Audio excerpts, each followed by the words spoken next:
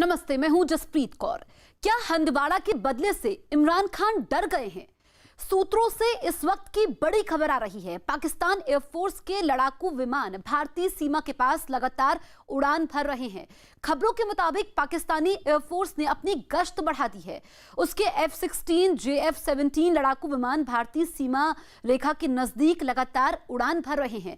सूत्रों के मुताबिक हंदवाड़ा में आतंकवादियों के साथ मुठभेड़ में कर्नल आशुतोष शर्मा की शहादत के बाद पाकिस्तान बुरी तरह से डरा हुआ है। हंदवाड़ा में आतंकवादियों की मुठभेड़ में 2 अफसर और 3 जवान शहीद हो गए थे। हंदवाड़ा के इस हमले के बाद जम्मू कश्मीर में हिजबुल मुजाहिदीन का टॉप कमांडर रियाज नाइकू मारा गया था। सूत्रों का कहना है कि भारत के आक्रामक रुख से पाकिस्तान बुरी तरह से डरा हुआ है। उसे लग रहा है कि भारत बालाकोट जैसा ऑपरेशन दोबारा ना करे। इस डर से उसने भारत से सटी अपनी सीमा पर अपने F-16, JF-17 और मिराज 3 लड़ाकू विमान की गश्त तेज कर दी है।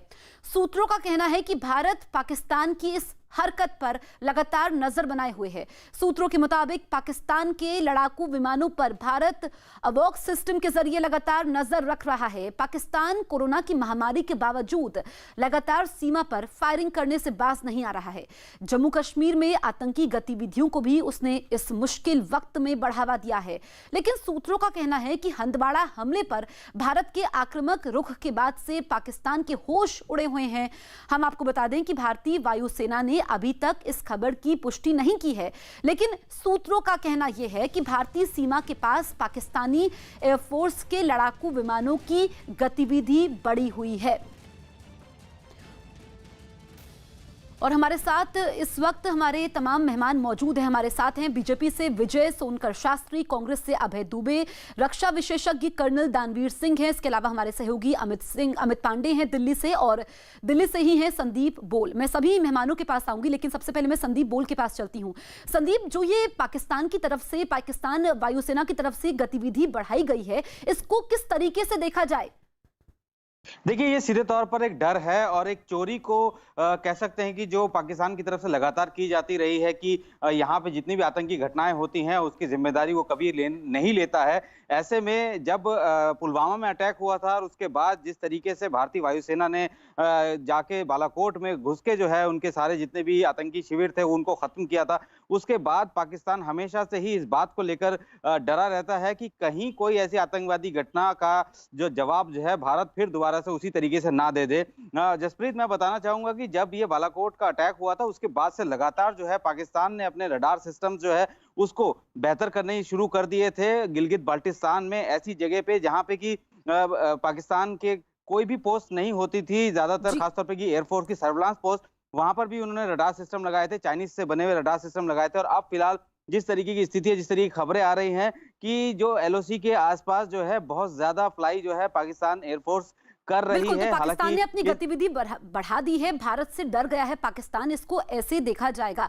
हम चलते हैं कर्नल दानवीर सिंह के पास। सर, आप डिफेंस एक्सपर्ट हैं, मैं आपसे समझना चाहूंगी कि इस नाजुक वक्त में, इस मुश्किल दौर में पाकिस्तान अपनी हरकतों से बाज नहीं आ रहा है। क्या जो हमने हंदवाड़ा का बदला लिया था, रियाज नाइकू का मारा जाना, उसके बाद पाकिस्तान बौखलाया हुआ है? देखिए, पाकिस्तान बुरी तरह बौखलाया हुआ है। पाकिस्तान को डर है कि कहीं बालाकोट जैसी कार्रवाई या सर्जिकल स्ट्राइक जैसी कार्रवाई ना हो जाए। उसकी लाइन ऑफ कंट्रोल पर भी मुस्तैदी काफी बढ़ी हुई है और हवा में भी वो काफी बेचैन है और उसने अपनी हवाई गश्त बढ़ा रखी है। अगर आपको याद हो, इमरान खान ने कुछ दिन पहले ये ट्वीट किया था कि हिंदुस्तान किसी फॉल्स फ्लैग ऑपरेशन के चलते बहाना ढूंढकर पाकिस्तान पर हमला कर सकता है। ये मेरे ख्याल से हंदवाड़ा के एक्शन से पहले था। तो कहीं ना कहीं पाकिस्तान को इस चीज का अंदेशा था कि वो जो कार्रवाई करने जा रहा है उससे हिंदुस्तान एक्शन में आ जाएगा और कुछ उस प्रकार की कार्रवाई कर देगा जो उसने पहले करी थी। अब बालाकोट की बातें बहुत लोग करते हैं, बहुत लोग इसके ऊपर सवाल उठाते हैं, लेकिन जो सबसे बड़ा हिंदुस्तान ने जो अचीवमेंट किया था बालाकोट का, जो सबसे बड़ा अचीवमेंट रहा है वो यही रहा है जो अभी आप देख रहे हैं। दुश्मन डरा हुआ है, बिल्कुल दुश्मन घबराया हुआ है, दुश्मन हल्की सी आहट पर अपने हजारों रुपए खर्च करने को तैयार है, करोड़ों रुपए, जहां पर वो उसके पास पैसा नहीं है महामारी से लड़ने के लिए। वो अब F-16 और JF-17 की पेट्रोलिंग में करोड़ों रुपए बिल्कुल, इसमें वो पैसे खर्च कर रहा है। बहुत अहम बात आपने कही है। हम विजय सोनकर शास्त्री के पास चलते हैं। विजय जी, ये हमारी बदकिस्मती है कि हमें ऐसा पड़ोसी मिला है। इस नाजुक समय में हिंदुस्तान पूरी दुनिया में दवाई बांट रहा है, लेकिन पाकिस्तान अभी भी आतंक बांट रहा है। देखिए जसप्रीत जी, वास्तव में ये पाकिस्तान का नापाक चेहरा है जो आज न केवल भारत बल्कि दुनिया भी देख सकता है। और जिस तरह से पाकिस्तान की बदहाली है उसमें भी पाकिस्तान आतंक का कारोबार जिस तरह से कर रहा है और जिस तरह से वो आतंकवादियों को भारत में प्रवेश कराने की कोशिश कर रहा है, हालांकि उसकी सारी कोशिशें नाकामयाब हो रही हैं। उनके जितने भी आतंकवादी भारत की सीमा में कदम भी रख रहे हैं तो उनकी लाशें चिथड़े होकर के दुनिया को देखने को मिल रही हैं। लेकिन फिर भी यही पाकिस्तान की नियति है, यही पाकिस्तान का स्वरूप है जो शुरू से ही ऐसा ही चल रहा है। वहां के ना मिलिट्री ऑफिसर्स सही है, ईमानदार है, ना वहां के नेता ईमानदार है, बल्कि हकीकत तो यह है कि वहां की जनता भी ऐसे लोगों को क्यों बर्दाश्त कर रही है। इसका मतलब कि वहां की जनता की भी नीयत ठीक नहीं है, क्योंकि वहां पर भी जिस तरह से अल्पसंख्यक समाज के ऊपर भारी अत्याचार होता है, उत्पीड़न होता है और अल्पसंख्यक वर्ग की लड़कियों को किडनैप करके उनके साथ शादी निजाम इमरान खान अपने हर ट्वीट में हिंदुस्तान के खिलाफ जहर घोलते हैं। अभय दुबे, हर बार पाकिस्तान मुंह की खाता है, हर बार भारत पाकिस्तान को मुंह तोड़ जवाब देता है, लेकिन फिर भी पाकिस्तान आतंक का रास्ता नहीं छोड़ता। ऐसा प्रतीत होता है कि पाकिस्तान भय से ही प्रीत रखता है। जसप्रीत जी, मैं ये बताना चाहता हूं कि आप देखिए 2019 में 3168 सीज फायर के वायलेशन हुए रिकॉर्ड पर, और इस बार भी मार्च में 411 सीज फायर के वायलेशन, जबकि लास्ट ईयर वो 267 थे। तो जब भी इन्फिल्ट्रेशन कराना होता है इनको, तो ये ऐसी कोशिशें करते हैं कि सीज फायर वायलेशन करे और इन्फिल्ट्रेशन हो। लेकिन भारत न सिर्फ उसको सीमा के पार जाकर सबक सिखाने की क्षमता रखता है, हम फाइनेंशियल एक्शन टास्क फोर्स के सामने भी ये मामला भारत की सरकार रख रही है ताकि सैक्शंस उस पर लग सके, इंटरनेशनल कम्युनिटी में भी हम उसको एक्सपोज कर सकें हर तरीके से। हम बहुत कैपेबल हैं। हमारे धैर्य की परीक्षा पाकिस्तान को नहीं लेनी चाहिए, नहीं तो पूरी तरह हम नेस्तनाबूद कर देंगे। इतनी क्षमता और शक्ति हिंदुस्तान की है, ये पाकिस्तान को समझ लेनी चाहिए। इस एरियल एक्सरसाइज से कुछ नहीं है, ये प्रदर्शित करता है कि वो कितना डरा हुआ है। भारत के भविष्य में एक्शन लेने के दृष्टिगत वो बहुत डरा हुआ है। और जो आतंकी घटना अभी हंदवाड़ा में हुई है या कैरन सेक्टर में इन्फिल्ट्रेशन के साथ जो हुआ है, हम लोग उसको हर स्तर पर कैपेबल है निपटने के लिए। और फाइनेंशियल एक्शन टास्क फोर्स में तो हम बहुत मजबूती से ये पक्ष अपना रखने बिल्कुल। तो पाकिस्तान को कोरोना से डर नहीं है, लेकिन भारत से जरूर डर है, ये समझा जा सकता है। हमारे सहयोगी दिल्ली से अमित पांडे भी हमारे साथ मौजूद हैं। अमित, जो पाकिस्तान ने ये गतिविधि बढ़ाई है, पाकिस्तानी वायुसेना ने F-16 जैसे लड़ाकू विमान, इसमें पाकिस्तान करोड़ों रुपए खर्च कर रहा है, खुद दाने दाने का मोहताज है पाकिस्तान। ऐसे में भारत की क्या रणनीति आगे रहने वाली है? देखिए, ये भारतीय जो भी एजेंसियां हैं वो लगातार हर मूवमेंट को पाकिस्तान के देख रही हैं पिछले 2-3 महीनों से, चाहे वो LOC के पार के उस पार से फायरिंग करना हो, या फिर अभी जो ये हवाई पेट्रोल की बात सामने आई है, या फिर लगातार हमारे सैन्य बलों के ऊपर हमला करना। तो हर यहाँ पर जो मूवमेंट है उनको एनालिसिस किया जा रहा है, और इसको भी जो एजेंसियां हैं, चाहे सेना है हमारी, चाहे सुरक्षा बल है, वो एक पाकिस्तान की टैक्टिक रणनीति के तहत से देख रहे हैं कि कहीं ये ध्यान भटकाने की भी तो कोशिश नहीं है, क्योंकि लगातार हमेशा यही कोशिश करता रहता है पाकिस्तान की। एक और भारतीय सेना, भारतीय एजेंसियां वहाँ पे इंगेज रहे, दूसरी ओर से वो गुटपैच कर है। तो इस एंगल से भी, इस दृष्टिकोण से भी यहाँ पर भारतीय एजेंसियां इस पूरे प्रकरण को एनालिसिस कर रही हैं। बिल्कुल, आप सभी हमारे साथ बने रहिए। और इस बीच डिफेंस एक्सपर्ट रामेश्वर राय का क्या कहना है इस पूरे मामले को लेकर, ये सुनते हैं। पिछले कुछ दिनों में 3 बहुत ही हाई प्रोफाइल टेररिस्ट अटैक्स हुए हैं कश्मीर वैली के अंदर, और हमारे काफ़ी लोग हताहत हुए हैं और टेररिस्ट भी मारे गए हैं। और आखिरी जो वो एक्शन था जिसमें कि रियाज नाइकू जो कि हिजबुल मुजाहिदीन का चीफ था वो मारा गया। इस सब के चलते ऐसा सुनने में आ रहा है कि पाकिस्तान ने अपनी हवाई क्षेत्र की जो पेट्रोलिंग है अपने एयरक्राफ्ट कॉम्बैट एयरक्राफ्ट से बढ़ा दी है और उन्होंने अपनी एयर एक्सरसाइजेज भी उसकी फ्रीक्वेंसी बढ़ा दी है। इस बीच इमरान खान की बौखलाहट उनके एक ट्वीट से भी साफ समझ में आ रही है।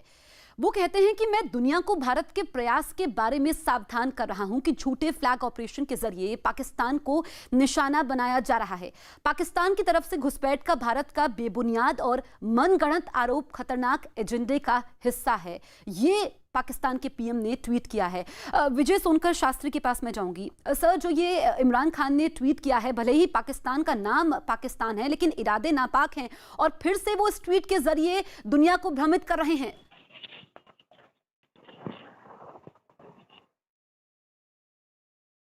इन्वॉल्व रहता है और वो दुनिया को कंफ्यूज करने की कोशिश करता है, क्योंकि उसका सारा काम तो भीख मांग करके ही चलता है। वो उसको दुनिया के तमाम देश अब भीख देना भी बंद कर दिए हैं, लेकिन ऐसे में उसके कुछ नुमाइंदे देश हैं जहां से उसको अपेक्षाएं हैं, उनको सेटिस्फाइड करने की कोशिश कर रहा है। हकीकत ये भी है कि जिस तरह से पाकिस्तान बौखलाया हुआ है, डरा हुआ है, और जिसके पीछे ये भी एक सच्चाई है कि भारत अब रुकने वाला नहीं है। पाकिस्तान के हर नापाक कोशिशों का जोरदार जवाब देने वाला है। अब ये भारत बदला हुआ भारत है और यहाँ पर एडमिनिस्ट्रेशन से लेकर के लीडरशिप सब कुछ बदली हुई है और अब पाकिस्तान कभी भी किसी भी अपने इरादे में सफल नहीं हो सकता है। जिस तरह से बालाकोट में घुस करके मारा गया है, ऐसे ही तमाम अभी और भी एक्शन लेने बाकी हैं। कर्नल आशुतोष शर्मा की जो शहादत है, ये शहादत भारत को विवश कर रही है कि पाकिस्तान बिल्कुल, और हमने रियाज नाइकू को जैसे मारा है, कहा जा सकता है विजय जी, उसकी शुरुआत भी हुई है कर्नल दानवीर सिंह, क्योंकि भारत जो है हर तरह से सक्षम है और पाकिस्तान से हर स्थिति में बेहतर है, क्योंकि पाकिस्तान तो आतंकवाद पर पैसे खर्च कर रहा है और भारत अपनी रक्षा क्षेत्र को मजबूत करने में। लेकिन सर, जो पाकिस्तान ने अपनी आतंकी गतिविधि बढ़ाई है, जिस तरीके से कर्नल आशुतोष शर्मा का जिक्र किया गया, हमारे ऑफिसर्स शहीद हो रहे हैं, हमारे जवान शहीद हो रहे हैं सर, तो इसमें नुकसान हमें भी हो रहा है।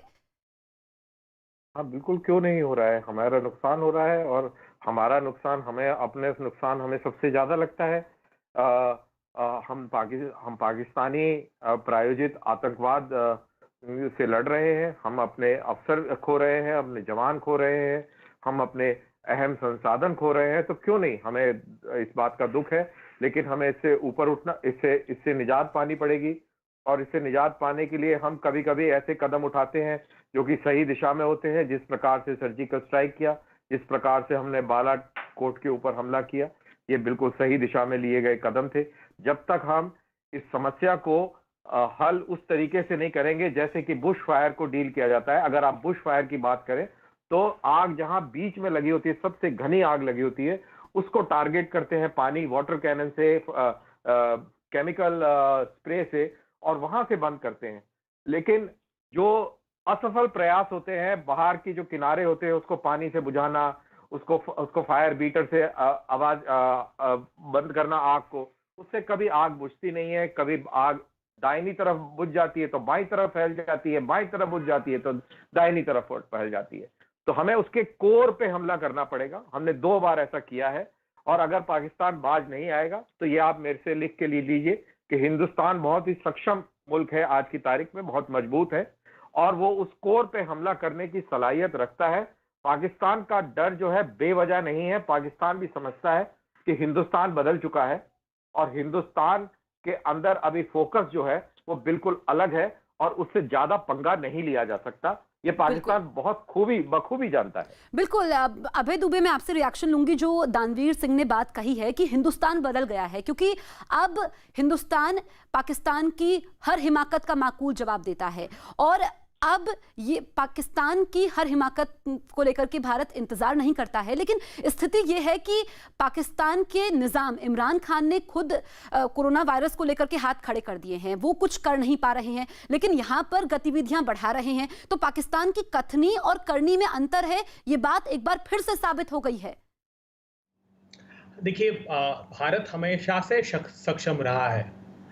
भारत ने अपना, जो हम कहते हैं कि हम पड़ोस नहीं बदल सकते, भारत ने तो पड़ोस भी बदल दिया, एक बांग्लादेश बना दिया पाकिस्तान के 2 हिस्से करके। जहां तक बात इमरान खान की है तो रिलेवेंट है ही नहीं पाकिस्तान में, क्योंकि डेमोक्रेसी है ही नहीं। पाकिस्तान में डिसाइसिव रोल सेना प्ले करती है और पाकिस्तान भली भांति जानता है। जैसे आप देखिए, बालाकोट के बाद भी ऐसी ही एरियल एक्सरसाइज पाकिस्तान ने की थी तो भारत ने F-16 उनका विमान गिरा दिया था। ये समूचे विश्व को पता है, पाकिस्तान तो भली भांति जानता है। तो ये भयाक्रांत होकर सिर्फ एक दिखावे की कार्रवाई है। अंदर ही अंदर पाकिस्तान जानता है कि वो एक खोखला मुल्क है और उसमें डेमोक्रेसी नाम की चीज ही नहीं है। इसलिए इमरान खान क्या कहते हैं ये बहुत प्रासंगिक नहीं है। वहां सेना भी जानती है, क्योंकि उनका एग्जिस्टेंस ही सिर्फ इसीलिए है, उनकी इन सैनिक कार्रवाइयों के कारण ही उनका एग्जिस्टेंस है। वे जानते हैं, और जितना वो पल्लवित और पुष्पित आतंकियों को करेंगे, उतना भय में पाकिस्तान को रहना पड़ेगा। हमारे प्रधानमंत्री जी ने कई बार कोशिश की, भारत ने उसके पहले भी कई बार कोशिश की कि हम अच्छे रिश्ते स्थापित करें, लेकिन ये इस योग्य है ही नहीं। ये हमेशा कोशिश करते रहेंगे। अतिवादी विचारधारा की लोग हैं, वहां सेना इसी व्यवहार की है, इसलिए हमको बहुत अपेक्षा नहीं करना चाहिए। हिंदुस्तान की सेना, हिंदुस्तान की दृढ़ इच्छा शक्ति हमेशा तैयार बिल्कुल, है। तो एक बात फिर से साबित हो जाती है, जो पाकिस्तान पाकिस्तान की गतिविधि बढ़ी है उससे पाकिस्तान बौखलाया हुआ है, पाकिस्तान डरा हुआ है। कर्नल दानवीर सिंह, क्योंकि भारत पहले हमला नहीं करता है, भारत की कोशिश यही रहती है, जवाब देता है भारत हमेशा, तो क्या इसको भी बदलना होगा सर? इस दिशा में भी विचार करना चाहिए। बिल्कुल, इस दिशा में विचार करना चाहिए। ये दिशा वही होनी चाहिए जो 2003 में ये दिशा थी। 2003 का वक्त मैं याद दिला दूं, जब हिंदुस्तान ने लाइन ऑफ कंट्रोल में जम्मू से लेके और सियाचिन तक लाइन ऑफ कंट्रोल को एक्टिव रखा था, और सीज फायर वायलेशन और इस प्रकार की कोई चीजें नहीं होती थी, दबा के हम फायरिंग करते थे। और एक स्थिति वो आ गई थी कि जब मुशर्रफ को गिड़गिड़ाते हुए प्रधानमंत्री, हिंदुस्तान के प्रधानमंत्री के पास आना पड़ा था और ये गुहार लगानी पड़ी थी कि हमें सीज फायर करना है लाइन ऑफ कंट्रोल के ऊपर। तब हमने वो सीज फायर किया, और उस सीज फायर कुछ दिन तो जरूर चला, लेकिन उसके बाद जैसा कि एक प्रवक्ता बता रहे थे कि कितनी बार सीज फायर का वायलेशन हो चुका है, तो बेसिकली सीज फायर तो बेईमानी है। लेकिन मैं ये जो बात कहना चाह रहा हूं, मैं ये कहना चाह रहा हूं कि हमें वॉर ऑफ एट्रिशन, अब पता नहीं एट्रिशन को हिंदी में क्या कहते हैं, तो वॉर ऑफ एट्रिशन जो है वो हमें कंटिन्यूअसली रखनी पड़ेगी। हमें पाकिस्तान के ऊपर हावी रहना पड़ेगा, और हम उस वॉर ऑफ एट्रिशन में हम सफल रहेंगे। एट्रिशन, इकोनॉमिक रिसोर्सेज हमारे पास ज्यादा है, मिलिट्री रिसोर्सेज ज्यादा है, हमारा मॉरल स्टैंड जो है वो बहुत स्ट्रांग है और नैतिक है। नैतिक जिसका पल्ला भारी होता है, उसमें एक अलग किस्म का जज्बा होता है। बिल्कुल, तो ये है, हमें इसमें इस दिशा में सोचना होगा। मेरे सहयोगी संदीप बोल कुछ कहना चाहते हैं। संदीप। जसप्रीत, देखिए जिस तरीके की हालत वहां पे है, वहां की सरकार जो है, खासतौर पे इमरान खान पूरी तरीके से कोरोना से निपट नहीं पा रहे हैं। वहां की स्थिति ऐसी हो रही है, लगातार वहां पे चैनल्स में, न्यूज चैनल्स में डिबेट्स जो होती हैं, उसमें जो है सुबह से लेकर शाम तक इमरान खान को जो है कहीं ना कहीं बुरा भला कहा जाता है, क्योंकि वो पूरी तरह से फेल हो चुके हैं। ऐसे में ये एक कह सकते हैं डाइवर्जन टैक्टिक्स भी हो सकती है पाकिस्तान की, क्योंकि इस तरीके की जो ऑपरेशंस है, इस तरीके की अग्रेसिव फ्लाइंग ऑपरेशंस है, वो लगातार होती रहती है, इसमें कोई दोहराए नहीं। लेकिन जिस तरह से हालात वहां बन रहे हैं, दबाव लगातार इमरान खान के ऊपर आ रहा है, आर्मी जो है पूरी तरीके से जो है पूरे एडमिनिस्ट्रेशन को कंट्रोल में ले रही है, तो हो सकता है कि इस तरीके की एग्रेसिव पेट्रोलिंग करने के बाद जो है वहां पे जो मीडिया में उनको लगातार सवाल उठाए जा रहे थे कोरोना को लेकर, हो सकता है वो डाइवर्ट बिल्कुल। तो संदीप बोल ने यहाँ पर काफी अहम बात कही है विजय सोनकर शास्त्री, क्योंकि खुद तो पाकिस्तान को संभाल नहीं पा रहे हैं इमरान खान, और चले हैं भारत को धमकाने, इस तरीके से गतिविधियां बढ़ा रहे हैं। तो ये टैक्टिक्स है क्या इमरान खान की, कि एक तरह से अगर भारत के खिलाफ वो कार्रवाई करते हैं, आतंकी गतिविधियां बढ़ती है, तो वहां पर इसको लेकर के उनकी वाहवाही होगी? देखिए जसप्रीत जी, इसके अलावा भी बहुत सारे फैक्टर हैं। आप जो कह रही हैं उतनी तो है ही, लेकिन इसके अलावा भी बहुत सारे फैक्टर हैं। पाकिस्तान की हालात इस समय एकदम से खस्ता हो चुकी है और वहां का नेतृत्व अपने ही जनता के सामने नंगा हो चुका है, अक्षम करार घोषित कर दिया गया है। ऐसे में नेतृत्व की तरफ से भी अपनी साख बचाने के लिए और कुछ नेशनल और इंटरनेशनल जो इस समय वातावरण बना हुआ उसमें भी अपने आप को जीवित रखने के लिए या मजबूरी बस अन्य देशों की कठपुतली के रूप में काम करने के लिए भी पाकिस्तान की तरफ से इस प्रकार की कार्रवाई की जा रही है। अभी आपने देखा होगा कि अमेरिका के पेंटागन के एक पूर्व अधिकारी ने पिछले दिनों कहा था कि पाकिस्तान में इस समय आतंकवाद ही एकमात्र ऐसी स्थिति बनी है जिसके माध्यम से वो कुछ पैसे कहीं से ले सकता है। और इतना ही नहीं, वो चाइना का उपनिवेश बनने के लिए भी तैयार है, यानी अपने आप को चाइना का एक उपनिवेश भी वो बनाना चाहता है, क्योंकि चाइना की भी हालत वर्तमान कोरोना पीरियड में इंटरनेशनली देखा जाए तो बहुत खस्ता हो चुका है। तो ऐसे में कहां से उसके पास इशारे आ रहे होंगे, संकेत आ रहे होंगे, आश्वासन मिल रहा होगा, उस सबका मिली जुली प्रक्रिया के रूप में इमरान खान इस तरह से एक खेल खेलना चाह रहे हैं। पर उनका ये खेल चलेगा नहीं, क्योंकि इस देश में नेतृत्व इतना दृढ़ है कि उनके हर एक एक्शन का जवाब देने के लिए तैयार है। बिल्कुल, पूरी दुनिया के सामने हर बार पाकिस्तान बेनकाब हो चुका है, हर बार पाकिस्तान को मुंह की खानी पड़ती है, उसके बावजूद पाकिस्तान आतंक नीति को नहीं छोड़ता है। हमारे सहयोगी अमित भी कुछ कहना चाहते हैं। अमित, देखिए, हर मोर्चे पे यहाँ पर अगर देखें तो इकोनॉमिक जो भी इकोनॉमिक सोर्सेस है, इकोनॉमिक एक्टिविटीज़ है, वहाँ पर पूरी तरीके से पाकिस्तान में ठप पड़ी हैं। दूसरा, कोरोना वायरस का जो कहर है वहाँ भी उससे भी निपटने में पूरी तरीके से पाकिस्तान अपने देश में यहाँ पर नाकाम है। तो ऐसे में सवाल ये उठता है कि आखिरकार चर्चा में कैसे आए, आखिरकार लोग उसको नोटिस में कैसे करें, तब ये अपना जो उसकी रणनीति है यहाँ पर कि भारत के खिलाफ जहर उगले आतंकियों को घुसपैठ कराने की कोशिश करे, ताकि किसी न किसी तरीके से वो अपने देश में ऐसा भारत के खिलाफ माहौल से खड़ा कर सके और आतंकियों की घुसपैठ करा सके और कश्मीर में अपना वही पुराना घिसा पिटा अंदाज, घिसी पिटी रणनीति जो है वो वहाँ पर उसको कायम कर सके, और उस वजह से उसकी चर्चा उसके देश में। तो इसी रणनीति के तहत पाकिस्तान यहाँ पर काम कर रहा है। और हम देखेंगे कि पिछले 2 महीनों में चाहे लाइन ऑफ कंट्रोल के उस पार से चाहे फायरिंग हो, चाहे घुसपैठ की वारदात हो, चाहे सैन्य बलों पे हमला हो, जिस भी तरीके से वो अशांत करने की कोशिश कर सकता है वो कोशिश कर रहा है। बिल्कुल, तो अमित ने काफी अहम बात कही है कि खुद तो पाकिस्तान को अपने भविष्य का पता नहीं है और चले हैं कश्मीर को लेने के लिए। चर्चा में कैसे रहना है, ये इस वक्त पाकिस्तान की नीति हो सकती है। हालांकि कई कारण हैं इसके पीछे। आप सभी मेहमान हमारे साथ जुड़े, इस चर्चा में शामिल होने के लिए बहुत बहुत शुक्रिया। लेकिन एक बात साफ हो जाती है कि जो पाकिस्तानी एयरफोर्स ने गतिविधियां बढ़ाई है, उससे पाकिस्तान के निजाम, इमरान खान बौखलाए हुए हैं, डरे हुए हैं। बढ़ते हैं आगे। पीएम मोदी की कल सभी मुख्यमंत्रियों के साथ वीडियो कॉन्फ्रेंसिंग के जरिए चर्चा होगी।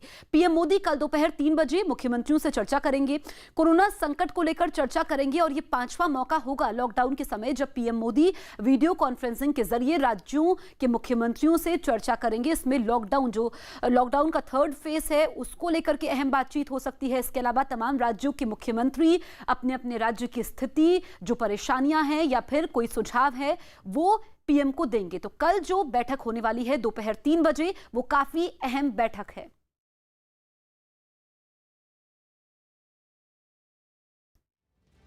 देश भर में पिछले 24 घंटे में कोरोना के 3,277 नए मरीज हो गए हैं, जबकि 128 लोगों की मौत हुई है। वहीं अब तक कोरोना से मरने वालों की संख्या 2,109 पहुंच गई है। देश भर में अब तक 62,939 कोरोना पॉजिटिव हो गए हैं। 19,358 लोग ठीक भी हो चुके हैं। देश के ज्यादातर राज्य कोरोना वायरस से जूझ रहे हैं, लेकिन इनमें कुछ राज्य ऐसे हैं जहां कोरोना की चपेट में आने वाले मरीजों की तादाद लगातार बढ़ रही है और वहां कोरोना के मरीज बहुत ज्यादा हैं। सबसे खराब हालात महाराष्ट्र में है, जहां मरीजों की तादाद 20,000 के पार है। कोरोना से जूझ रहे राज्यों में गुजरात दूसरे नंबर पर है, जहां अब तक कोरोना के करीब 8,000 मरीज सामने आए हैं। कोरोना मरीजों की संख्या के मामले में दिल्ली तीसरे नंबर पर है, जहां अब तक 542 मरीज सामने आए हैं। तमिलनाडु चौथे नंबर पर है जहां मरीजों का आंकड़ा 6535 है। 5वें नंबर पर राजस्थान है जहां पर कोरोना मरीजों की संख्या 3500 से ज्यादा है। कोरोना वायरस के कहर से पूरी दुनिया बेहाल है। दुनिया के 185 देश इस वक्त कोरोना महामारी की चपेट में है, लेकिन कुछ देशों में हालात बहुत ज्यादा खराब हैं। ऐसे देशों में पहले नंबर पर अमेरिका है जहां कोरोना के कुल मरीज 13 लाख से ज्यादा हो गए हैं। वहीं दूसरे नंबर पर स्पेन है जहां कोरोना के मरीजों की तादाद 2,23,000 से भी ज्यादा है। तीसरा नंबर इटली का है जहां अब तक 2,18,000 से ज्यादा मरीज सामने आ चुके हैं। कोरोना के मामलों में चौथी नंबर पर ब्रिटेन है जहां पर मरीजों की संख्या 2,16,525 हो चुकी है। 5वें नंबर पर रूस है जहां पर कोरोना मरीजों की संख्या करीब 2 लाख है। लॉकडाउन के समय एक तरफ जहां देश के अलग अलग शहरों में काम कर रहे मजदूरों को उनके घर भेजने को लेकर राजनीति तेज है, तो वहीं दूसरी तरफ अब ये मजदूर देश में कोरोना के नए कैरियर बनते जा रहे हैं। इन 6 तस्वीरों में आप देख सकते हैं कि कैसे ये मजदूर अपने घर पहुंच रहे हैं, लेकिन साथ ही इनमें से कई कोरोना पॉजिटिव भी निकल रहे हैं। बिहार में अब तक 100 से ज्यादा प्रवासी मजदूर कोरोना पॉजिटिव पाए गए हैं, तो वहीं ओडिशा में बाहर से आए मजदूरों में 49 को कोरोना हुआ है। झारखंड में गुजरात से लौटे 20 मजदूर कोरोना पॉजिटिव पाए गए हैं। वहीं राजस्थान में अब तक 50 मजदूर कोरोना पॉजिटिव पाए गए हैं।